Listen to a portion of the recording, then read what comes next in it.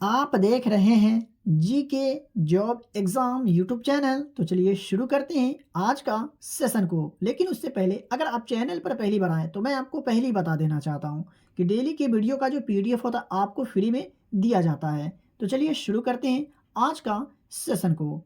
तो आज का पहला प्रश्न है, पटना में सचिवालय गोलीकांड कब हुआ था? पटना में सचिवालय गोलीकांड जो हुआ था कब हुआ था? अगर इसका आंसर अगर आपको पता हो तो कमेंट बॉक्स में अपना उत्तर जरूर बताइएगा। सही आंसर हो जाएगा ऑप्शन नंबर बी। 11 अगस्त 1942 को पटना में सचिवालय गोलीकांड हुआ था। भारत छोड़ो आंदोलन के दौरान 7 छात्रों को पटना सचिवालय के पास झंडा फहराने के दौरान पुलिस की गोलियों द्वारा मार दिया गया था। इसलिए इसे पटना में सचिवालय गोलीकांड के नाम से जाना जाता है। देखते हैं आज का दूसरा प्रश्न को। 2 नंबर में बिहार विधानसभा के पहले अध्यक्ष कौन थे?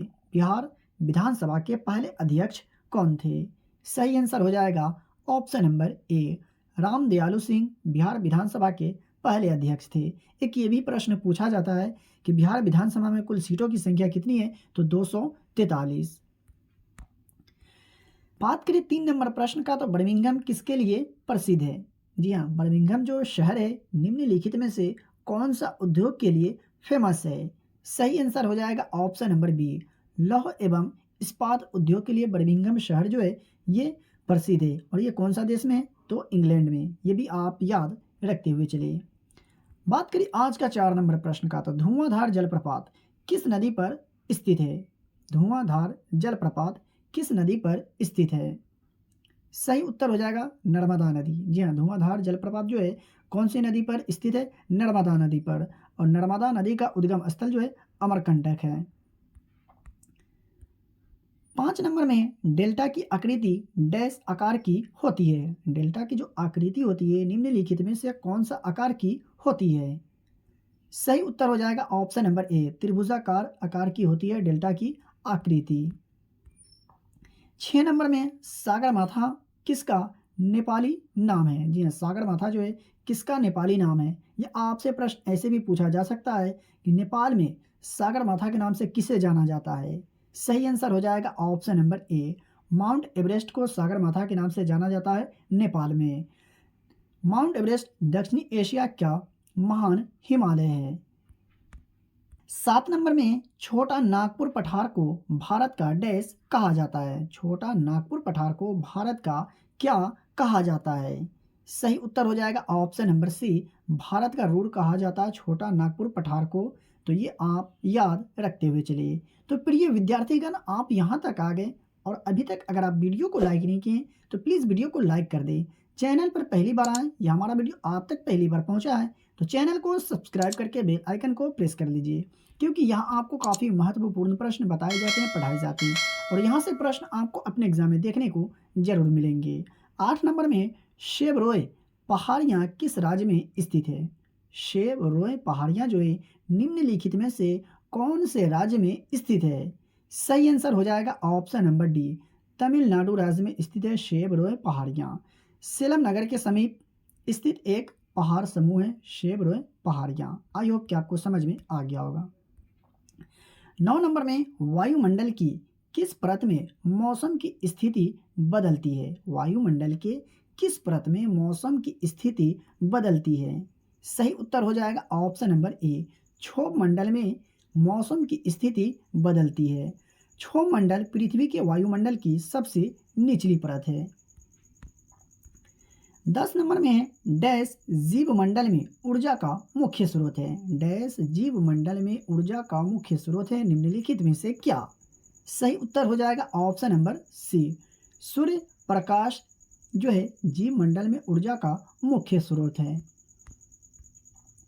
11 नंबर में पंचायतों की संवैधानिक दर्जा दिया गया। पंचायतों की संवैधानिक दर्जा जो दिया गया निम्नलिखित में से कौन से अनुच्छेद में दिया गया है? इसका सही उत्तर हो जाएगा ऑप्शन नंबर बी, अनुच्छेद 243 में पंचायतों को संवैधानिक दर्जा दिया गया है। हर वर्ष 24 अप्रैल को राष्ट्रीय पंचायती राज दिवस के रूप में मनाया जाता है। तो ये आप याद रखते हुए चले। यहाँ से प्रश्न आपसे पूछा जा सकता है कि राष्ट्रीय पंचायती राज दिवस किस तिथि को मनाया जाता है, कब मनाया जाता है? तो 24 अप्रैल को। 12 नंबर में अशोक मेहता समिति का गठन कब हुआ था? अशोक मेहता समिति का गठन किस वर्ष हुआ था? तो इसका राइट आंसर हो जाएगा ऑप्शन नंबर डी, वर्ष 1977 में अशोक मेहता समिति का गठन हुआ था। 13 नंबर में पंचायती समिति का मुख्य अधिकारी कौन होता है? पंचायती समिति का मुख्य अधिकारी निम्नलिखित में से कौन होता है? तो इसका सही आंसर हो जाएगा ऑप्शन नंबर सी, बीडीओ। पंचायती समिति का मुख्य अधिकारी होता है। और बीडीओ का फुल फॉर्म क्या होता है? तो ब्लॉक डेवलपमेंट ऑफिसर। 14 नंबर में केंद्रीय वित्त आयोग का गठन कौन करता है? केंद्रीय वित्त आयोग का गठन निम्नलिखित में से कौन करता है? तो इसका सही उत्तर हो जाएगा ऑप्शन नंबर सी, राष्ट्रपति केंद्रीय वित्त आयोग का गठन करते हैं। और कौन सा अनुच्छेद के द्वारा? तो अनुच्छेद 280 के द्वारा। 15 नंबर में नीति आयोग के प्रथम उपाध्यक्ष कौन थे? जी हाँ, नीति आयोग के प्रथम उपाध्यक्ष कौन थे? उनका क्या नाम था? तो इसका सही आंसर की अगर बात करें तो ऑप्शन नंबर ए सही आंसर हो जाएगा, अरविंद पनगड़िया नीति आयोग के प्रथम उपाध्यक्ष थे। तो प्रथम अध्यक्ष कौन थे नीति आयोग के? तो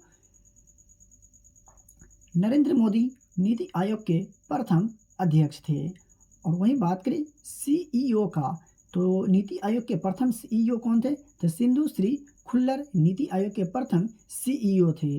नीति आयोग का गठन जनवरी 2015 में हुआ था। यहाँ से प्रश्न पूछा जाता है, तो इसलिए आप जरूर याद रखते हुए चलें। और प्रश्न का, तो संयुक्त राष्ट्र के पहले महासचिव कौन थे? संयुक्त राष्ट्र के पहले महासचिव कौन थे? तो इसका राइट आंसर हो जाएगा ऑप्शन नंबर डी, त्रिगवेली संयुक्त राष्ट्र के पहले महासचिव थे।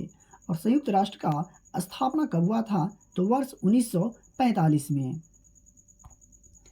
नंबर में इंदिरा गांधी परमाणु अनुसंधान केंद्र स्थित है। इंदिरा गांधी परमाणु अनुसंधान केंद्र जो है निम्नलिखित में से कौन से शहर में स्थित है? तो इसका सही आंसर हो जाएगा ऑप्शन नंबर ए, चेन्नई में इंदिरा गांधी परमाणु अनुसंधान केंद्र। और चेन्नई कौन से राज्य में है? तो तमिलनाडु राज्य में है। तो ये आप याद रखते हुए चले। आपसे प्रश्न ऐसे भी पूछा जा सकता है कि इंदिरा गांधी परमाणु अनुसंधान केंद्र कौन से राज्य में स्थित है? तो तमिलनाडु राज्य में। आई होप कि आपको समझ में आ गया होगा। 18 नंबर में पंडित लच्छू महाराज का संबंध किससे है? जी हाँ, पंडित लच्छू महाराज का जो संबंध है निम्नलिखित में से कौन से नृत्य शैली से है? तो इसका राइट आंसर हो जाएगा ऑप्शन नंबर बी, कथक से पंडित लच्छू महाराज का संबंध है। और यूपी का शास्त्रीय नृत्य जो है कौन सा है? कथक है। तो ये भी आप याद रखते हुए चले। 9 नंबर में मदर टेरेसा को नोबेल पुरस्कार कब मिला था? जी हाँ, नोबेल पुरस्कार मदर टेरेसा को कब मिला था? सही उत्तर हो जाएगा ऑप्शन नंबर बी, वर्ष 1979 में मदर टेरेसा को नोबेल पुरस्कार मिला था। और 1980 में भारत रत्न मिला था। तो ये भी आप याद रखते हुए चलिए। 20 नंबर में राष्ट्रीय शिक्षा दिवस कब मनाया जाता है? राष्ट्रीय शिक्षा दिवस किस तिथि को मनाया जाता है? कब मनाया जाता है? तो इसका राइट आंसर हो जाएगा ऑप्शन नंबर ए, 11 नवंबर को राष्ट्रीय शिक्षा दिवस मनाया जाता है। और 5 सितंबर को शिक्षक दिवस, और 14 नवंबर को बाल दिवस मनाया जाता है। और 5 जून को विश्व पर्यावरण दिवस मनाया जाता है। तो ये भी आप याद रखते हुए चले। कोशिश करें एक्स्ट्रा जो भी फैक्ट बताए जाते हैं उसे नोट करने की। जी हाँ, एक एक पॉइंट जो है काफ़ी महत्वपूर्ण है आपके एग्जाम के दृष्टिकोण से। बात करें 21 नंबर प्रश्न का, तो शरीर में अमीनो अम्ल की संख्या होती है। शरीर में अमीनो अम्ल की संख्या कितनी होती है? तो इसका राइट आंसर हो जाएगा ऑप्शन नंबर सी, 20 होती है शरीर में अमीनो अम्ल की संख्या। 22 नंबर में भारत का प्रथम मिसाइल कौन है? भारत का प्रथम मिसाइल जो है निम्नलिखित में से कौन सा है? तो अगर इसका आंसर अगर आपको पता हो तो कमेंट बॉक्स में ज़रूर बताएं। तो इसका राइट आंसर हो जाएगा ऑप्शन नंबर डी, पृथ्वी भारत का प्रथम मिसाइल है।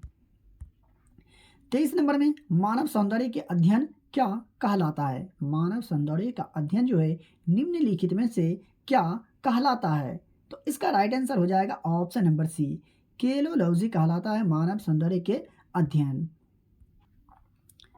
24 नंबर में चीन की क्रांति कब हुई? चीन की जो क्रांति हुई थी निम्नलिखित में से किस वर्ष हुई थी? तो इसका राइट आंसर हो जाएगा ऑप्शन नंबर बी, 1911 में चीन की क्रांति हुई थी।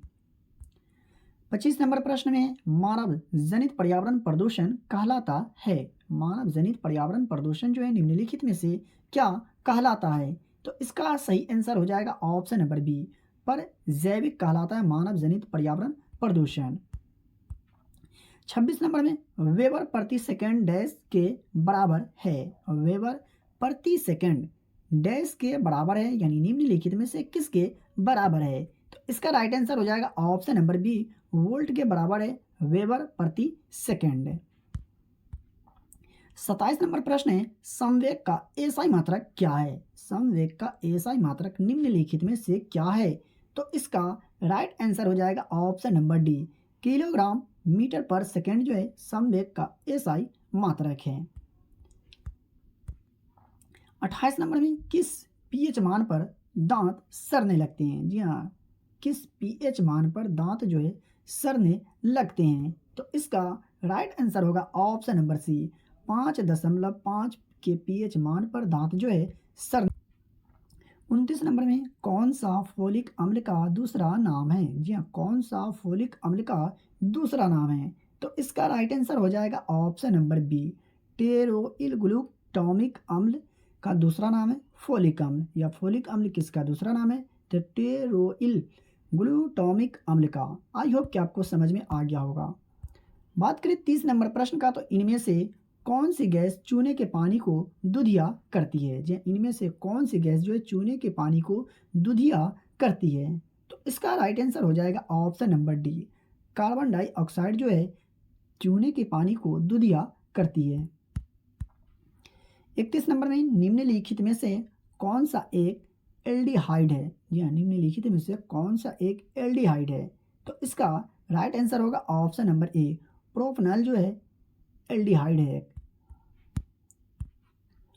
32 नंबर में गैसोहॉल एक मिश्रण है। गैसोहॉल जो है निम्नलिखित में से किसका मिश्रण है? तो इसका सही उत्तर हो जाएगा ऑप्शन नंबर बी, गैसोलीन और इथेनॉल का मिश्रण है गैसोहॉल। 33 नंबर में डैश को कोशिका की आत्मघाती थैली कहा जाता है। जी हाँ, डैश को कोशिका की आत्मघाती थैली, यानी किसे कोशिका की आत्मघाती थैली कहा जाता है? सही उत्तर हो जाएगा ऑप्शन नंबर बी, लाइसोसोम को कोशिका की आत्मघाती थैली कहा जाता है।